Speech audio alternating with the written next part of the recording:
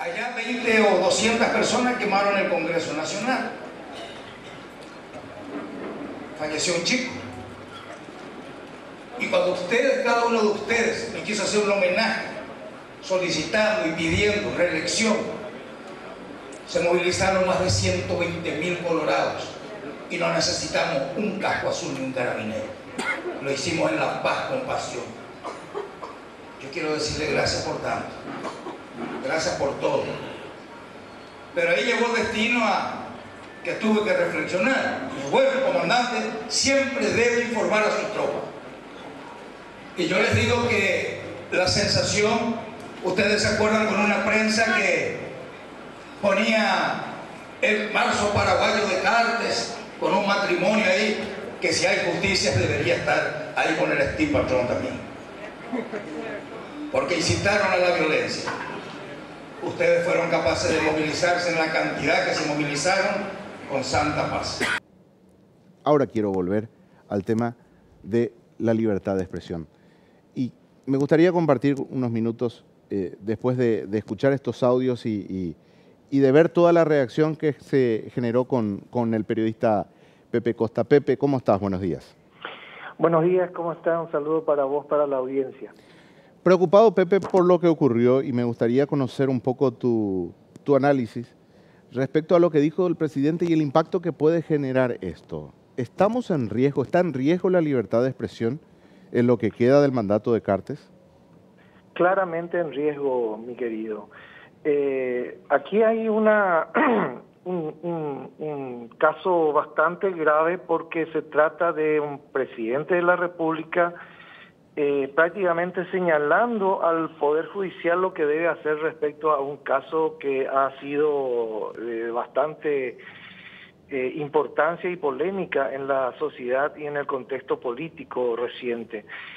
Y esto no es la primera vez que ocurre, porque ya con el caso de Steven Patrón se ha visto esta mecánica de presidente Cartes sugiriendo que el citado dirigente político sea llevado a la cárcel y la justicia termina actuando de esa manera a través de la actuación de fiscales y jueces. Entonces, y aquí se trata de dos personas que ejercen el periodismo y por lo cual la gravedad es aún mayor porque se pone en riesgo la libertad de expresión y la libertad de prensa, así como la integridad física de ambos periodistas. Uh-huh. Fíjate vos que esto, a ver, si bien no es frecuente en un contexto democrático, no ha dejado de suceder en otras ocasiones, en otros países, en otros contextos. Porque es muy digamos, siempre está la tentación de que quien detenta el poder y quiere concentrar aún más y detentar de una manera absoluta el poder, encuentra también en la prensa generalmente su peor enemigo, el peor escollo sobre el cual debe atacar para poder hacerse con el poder absoluto. Y esto ha ocurrido en todos los procesos que se han convertido después en dictaduras o en procesos, en regímenes autoritarios, absolutistas, autocráticos. Así que no solo estas expresiones de Cartes revelan una tendencia autoritaria, no solo estas expresiones del presidente Cartes hablan de un riesgo real para el ejercicio libre del periodismo y de la libertad de prensa, sino también hablan mucho de un énfasis y una tendencia marcadamente autoritaria en el régimen dirigido por el presidente Cartes. Y esto no solo ya es un riesgo para la prensa, para la libertad de prensa, sino para la democracia misma. Máxime cuando vemos del otro lado que hay un actuar de la Fiscalía, del Ministerio Público, que parece complaciente con estas sugerencias, entre comillas, que vienen de parte del presidente de la República. Pepe, hablas de una tendencia y esa tendencia tiene o conlleva un largo trecho para que efectivamente esto se convierta en una dictadura, o estamos muy cerca de un gobierno dictatorial?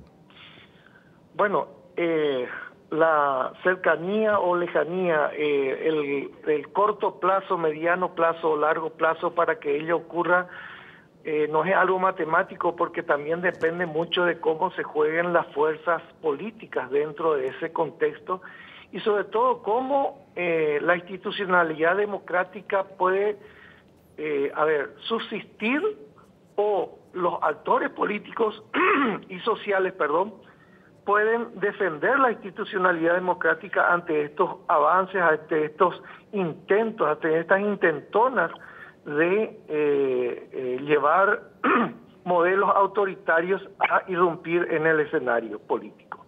Entonces, lo que ocurrió en marzo, en aquel marzo, 31 de marzo, fue precisamente eso, un modelo autoritario que fue, lamentablemente por la vía violenta, fue, retenido y enfrentado para evitar que avance. Modelo autoritario que se basaba en la intención egoísta, egocentrista del poder ejecutivo de plantear la cuestión de la enmienda por cualquier vía, incluso apelando a criterios y a mecanismos no democráticos, no institucionales. Entonces, ese modelo piloto que ocurrió el 31 de marzo es lo que,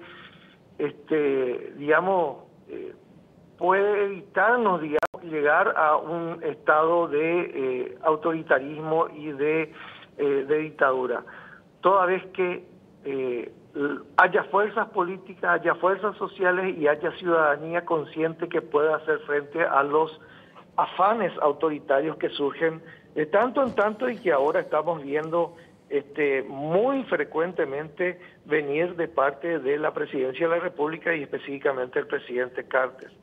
Lastimosamente nos estamos acostumbrando a este tipo de exabruptos del presidente de la República.